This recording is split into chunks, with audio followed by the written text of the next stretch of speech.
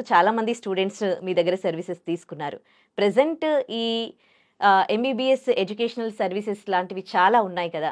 మీ educational services ఎలా నడుస్తోంది? So first of all A course అయినా ఇక్కడ అవైలబుల్ దొరుకుతుందండి. మామూలుగా ఇది ఎంపీసీ తీసుకున్న వాళ్ళకు ఇంజనీరింగ్ కోర్స్ అవైలబుల్గా దొరుకుతుంది. సో బైపీసీ తీసుకున్న వాళ్ళ ప్రైమరీ గోల్ వచ్చేసి ఎంబీబీఎస్ మాత్రమే. సో ఈ ఎంబీబీఎస్ విషయంలో 23 lakhs అటెండ్ చేయడం ఈ ఇయర్, అందులో 1,18,148 సీట్స్ ఉండడము, అందులో 60,000 మాత్రమే ఫ్రీ సీట్స్ ఉండడము. ఈ 60,000 ఫ్రీ సీట్స్ తర్వాత మిగిలిన వాళ్ళందరికీ కూడా ఇక్కడ ఒకవేళ ఎన్ఆర్ఐ కోటా తీసుకుందాం అనుకున్నా అని 1 కోటి నుంచి 1 కోటిన్నర డిపెండ్ అపాన్ కాలేజ్ ఉంది. సో అందరి దగ్గర ఒక మధ్యతరగతి కుటుంబంలో ఇంత ఫీజు పే చేసే అవకాశం ఎట్టి పరిస్థితులు ఉండదు. సో అందుకని ఎంబీబీఎస్ అబ్రాడ్ అనేది ఇప్పుడు కొత్త డెస్టినేషన్ కాదండి. చాలా సంవత్సరాల నుంచి ఎంబీబీఎస్ అబ్రాడ్ మన స్టూడెంట్స్ వెళ్తున్నారు. సో విషయంలో చూడాలంటే పర్టికులర్ సెగ్మెంట్లో ఫ్రీ సీట్స్ 60,000 ఫ్రీ సీట్స్ ఉన్నాయి కదా, అందులో 50% of the seats MBBS abroad విషయంలో చాలా ఎవ్రీ ఇయర్ వెళ్తున్నారు. అంటే దాదాపు 35,000 స్టూడెంట్స్ ఎవ్రీ ఇయర్ ఎంబీబీఎస్ అబ్రాడ్కి వెళ్తున్నారు, సక్సెస్ఫుల్గా రాణించగలుగుతున్నారు. ఒకవేళ ఓవరాల్ సీట్స్ 1,18,000 తోటి కంపేర్ చేసుకున్నా కానీ 25% of the quota MBBS abroad విషయంలో కవర్ అవుతున్నది.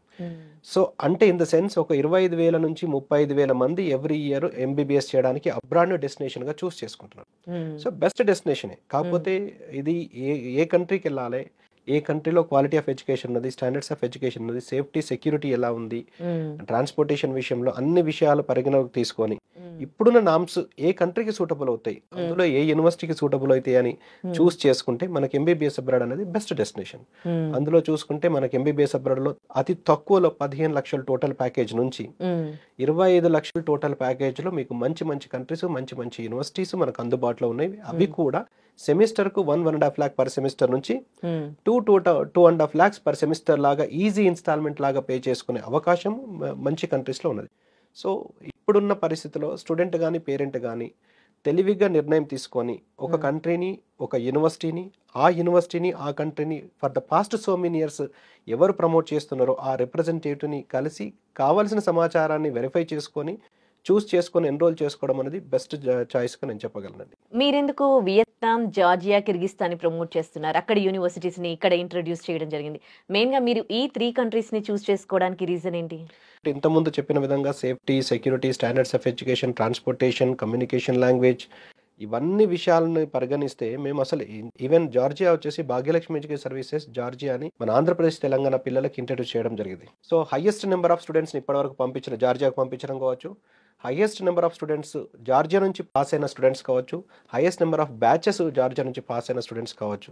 ఇక్కడ ఏదైతే మన ఎగ్జామ్ ఇక్కడ ప్రాక్టీస్ కానీ పీజీ కానీ చేయడానికి FMG foreign medical graduate exam ఉంటుందో అది పాస్ అయిన students only Bhagyalakshmi education services Georgia నుంచి ఉన్నారని నేను ఖచ్చితంగా చెప్పగలను. సో ఫస్ట్ ఆఫ్ ఆల్ ఇక్కడ తెలుసుకోవాల్సింది ఏంటంటే ప్రతి కంట్రీకి ఇప్పుడు ఓవరాల్ వరల్డ్ లోపల ఎన్నో కంట్రీస్ ఉన్నాయి. మోర్ దెన్ 200 కంట్రీస్ ఉన్నాయి. ఇన్ జనరల్గా చెప్తున్నాను, ఎంబీబీఎస్ అబ్రాడ్ విషయంలో చెప్పట్లేదు. 200+ కంట్రీస్ ఉన్నాయి. ఈ 200+ కంట్రీస్లో 14 to 16 కంట్రీస్కి మాత్రమే ఎంబీబీఎస్ అబ్రాడ్ వెళ్ళి చదవడానికి మన ఇండియన్ స్టూడెంట్స్కి అవకాశం ఉండే. మెడికల్ కౌన్సిల్ ఆఫ్ ఇండియా ఉన్న రోజుల్లో 2019 కన్నా ముందు మెడికల్ కౌన్సిల్ ఆఫ్ ఇండియా ఉండే. దాని తర్వాత దాని ప్లేస్లో నేషనల్ మెడికల్ కమిషన్ వచ్చింది. నేషనల్ మెడికల్ కమిషన్ వచ్చిన తర్వాత 2021 November 18th నాడు ఒక అఫీషియల్ గెజెట్ రిలీజ్ చేయడం జరిగింది.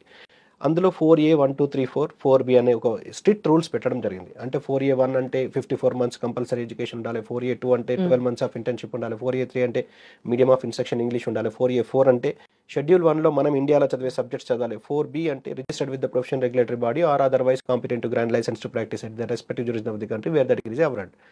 ఇన్ ద సెన్స్ ఈ 4A 1 2 3 4 4B ఏం చెప్తున్నదంటే ఎంబీబీఎస్ అబ్రాడ్ మీరు ఏ కంట్రీకైనా వెళ్ళి చదవండి, కానీ ఆ కంట్రీలో మేము చెప్పిన విధంగా duration, internship, language of instruction, subject